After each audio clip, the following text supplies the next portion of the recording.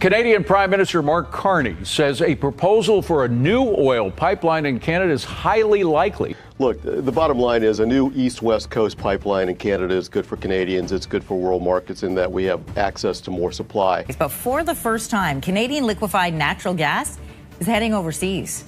The escalating trade war between the United States and Canada is intensifying, with Canadian Prime Minister Mark Carney revealing a bold response to President Trump's imposition of tariffs. The latest chapter in this unfolding saga involves a proposed new oil pipeline and Canada's strategic shift towards global energy markets. For the first time in history, Canadian liquefied natural gas, LNG, is making its way directly to Asia, bypassing the United States entirely.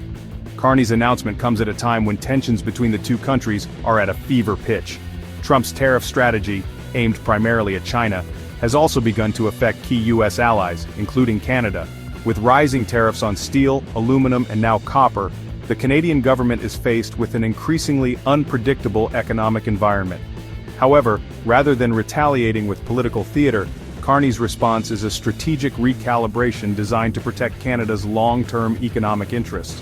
At the heart of this response is Canada's commitment to developing a new cross-country pipeline that will connect Alberta's oil fields to the Pacific coast.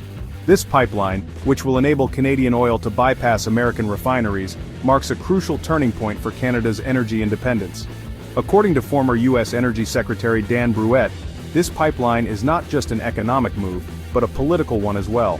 It represents a shift away from Canada's long-standing reliance on U.S. refiners, creating the possibility for Canada to become a more self-reliant and globally competitive energy player. The decision to fast-track the pipeline project is also seen as a response to Trump's escalating tariffs, which have placed Canada in a vulnerable position. For years, nearly 97% of Canada's oil and gas exports were directed to the United States, which often led to lower prices for Canadian producers and limited access to rising global demand. The proposed pipeline, however, could change that dynamic by opening up new markets in Asia, where demand for natural gas is surging. In a bold move, Canada has also launched its first shipment of LNG directly to North Asia from British Columbia. The $40 billion LNG Canada project, which represents the largest private investment in Canadian history, is set to make Canada a more prominent player in the global LNG market. The country's Pacific coastline gives it a logistical advantage, as tankers from British Columbia can reach Asian markets in half the time it takes for U.S. shipments to arrive from the Gulf Coast.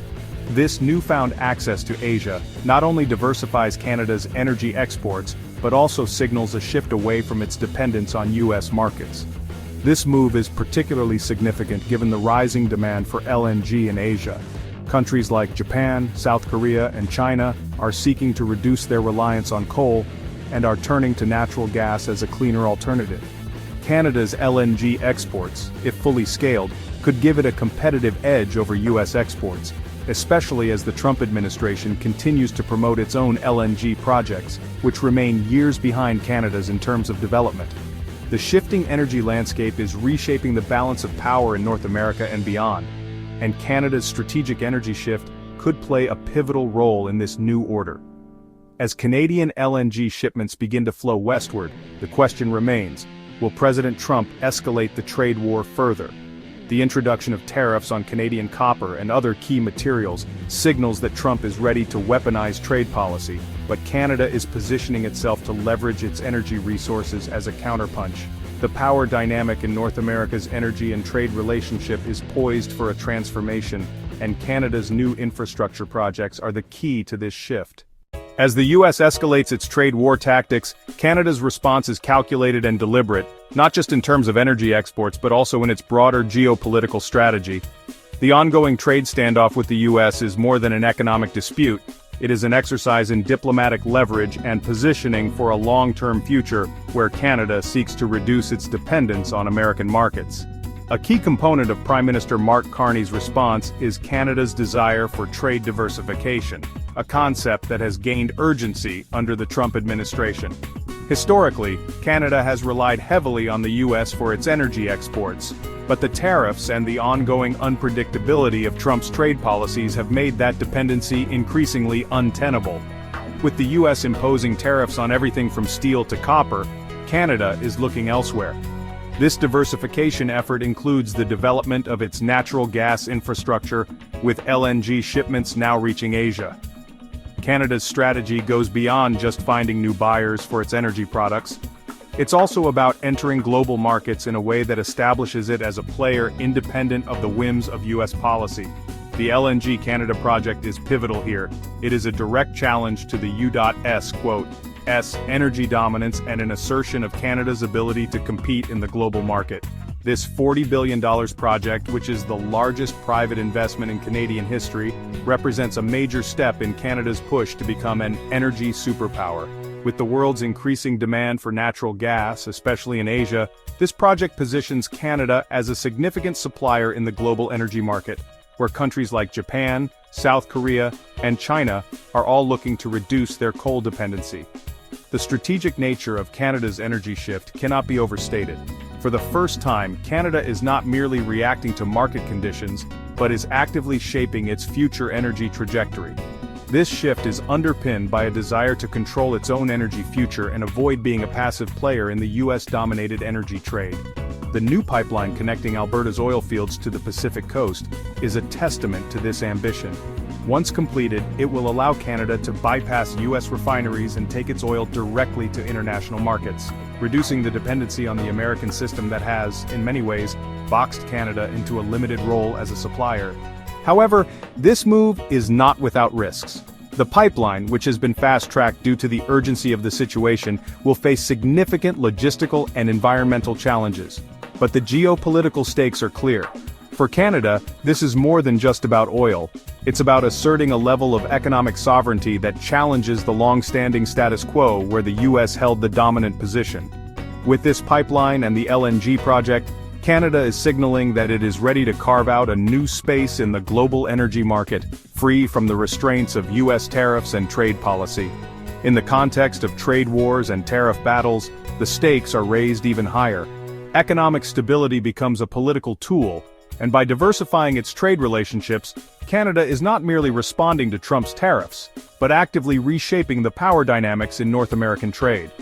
Should the U.S. continue to escalate tariffs, Canada now has the ability to reroute its energy exports, giving it the leverage to negotiate from a position of strength. At the same time, trade diversification serves a secondary goal: insulating Canada from the vulnerabilities it has long faced due to its overwhelming reliance on the U.S. market.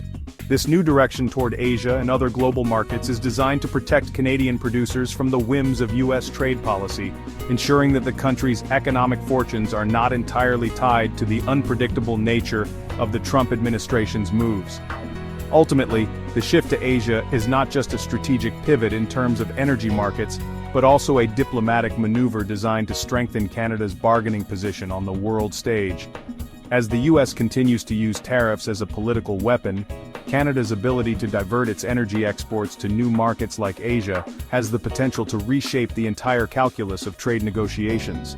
As the energy landscape changes, Canada's growing position in global LNG markets will become a critical piece of its diplomatic toolkit, giving the country more bargaining power as it navigates its increasingly complex relationship with the U.S. As President Trump continues to ramp up his trade war tactics, Canada's response is evolving in ways that could redefine North American economic and energy dynamics for years to come. The combination of rising tariffs, shifting trade routes, and strategic infrastructure investments underscores the growing tension between the U.S. and its northern neighbor. The result is a situation where the once close economic partnership between the two countries is now under immense strain, and the future of U.S.-Canada trade relations hangs in the balance. The essence of the trade dispute is rooted in Trump's use of tariffs as a central tool of economic policy, both as a method of coercion and a way to advance his broader trade agenda. In his second term, Trump has turned tariffs from economic instruments into political weapons, using them against both adversaries and allies alike. Canada, long a key trading partner, has not been spared from this strategy. With tariffs on steel, aluminum, and now copper, the U.S. has escalated its trade demands, leaving Canada in a precarious position. While President Trump focuses on retaliatory measures and threats, Prime Minister Mark Carney's approach has been far more calculated. Rather than engaging in public rhetoric, Carney's government has sought to minimize escalation and buy time. By working toward a revised trade deadline, Canada has chosen to keep its response measured and strategic. This decision to avoid political theater and instead focus on long-term policy adjustments highlights a profound shift in the way Canada is approaching the trade war. The Canadian government's emphasis is on resilience and stability, focusing on defending workers and businesses, while at the same time taking concrete steps toward economic diversification. Canada's ability to respond in a calm, strategic manner contrasts sharply with the unpredictability coming from the White House. Carney's quiet yet firm approach, avoiding fiery speeches or public confrontations, signals a new kind of diplomacy, one that focuses on long-term objectives over short-term victories. This diplomatic strategy of buying time could prove to be critical, as the trade war drags on and the ultimate outcomes remain uncertain. However, this is not to say that Canada is sitting idly by. The response to Trump's tariffs is multifaceted, with one of the most significant actions being the development of alternative export routes for Canada's energy resources. The LNG Canada project and the East-West pipeline represent not just energy infrastructure, but strategic maneuvers designed to break free from the U.S. control over Canadian energy exports. These projects have the potential to significantly alter the energy trade landscape by reducing Canada's reliance on the U.S. and opening new markets in Asia and elsewhere. The success of these projects will have far-reaching implications for the balance of power in North American trade. As Canada diversifies its energy export routes, it gains leverage that it can use in future negotiations with the U.S. Should President Trump continue to impose tariffs and use trade as a political weapon, Canada now has the ability to redirect its energy resources elsewhere, giving it the option to reduce or cut off supply to the U.S. in a way that was not previously possible. In essence, energy is now Canada's counterpunch, a powerful tool in its diplomatic arsenal that could reshape the future of U.S.-Canada trade relations. As for the impact of the tariffs on Canadian industries, the effects are already being felt. The imposition of tariffs on copper, a critical component in infrastructure and manufacturing, signals a broader economic strategy designed to disrupt Canadian supply chains and increase costs for businesses. While Canada is not the largest supplier of copper to the U.S., the tariff still has significant ripple effects across sectors such as energy, automotive, and telecommunications. The uncertainty that comes with such measures is perhaps the most damaging aspect, as businesses are left unsure of what to expect in the coming months. The volatility in trade relations has disrupted the stability that once characterized the U.S.-Canada economic relationship, and this uncertainty is now a key factor in Canadian decision-making. Despite these challenges, Canada is not backing down. The government has made major concessions, such as dropping its digital services tax in an effort to reopen trade talks, but has yet to see a reciprocation from the Trump administration. With the U.S. continuing to use tariffs as a bargaining chip, Canada has found itself in a difficult position. The country has floated the idea of a national security and defense pact with the U.S. to secure long-term tariff exemptions, but there is no indication that the Trump administration is ready to make such a deal. As the deadline for a new trade deal approaches, Canada faces a crucial decision: give in to more U.S. demands, or hold firm and risk further escalation.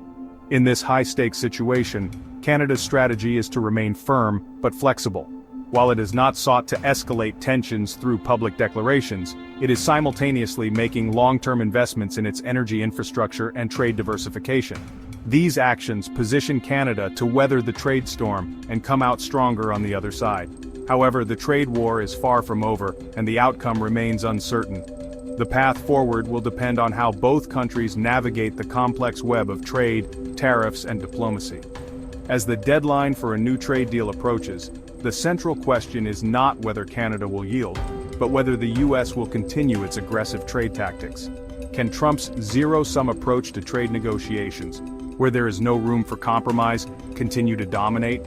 Or will Canada's strategic investments in its energy and trade infrastructure provide it with the leverage needed to push back and secure a more balanced, long-term trade relationship?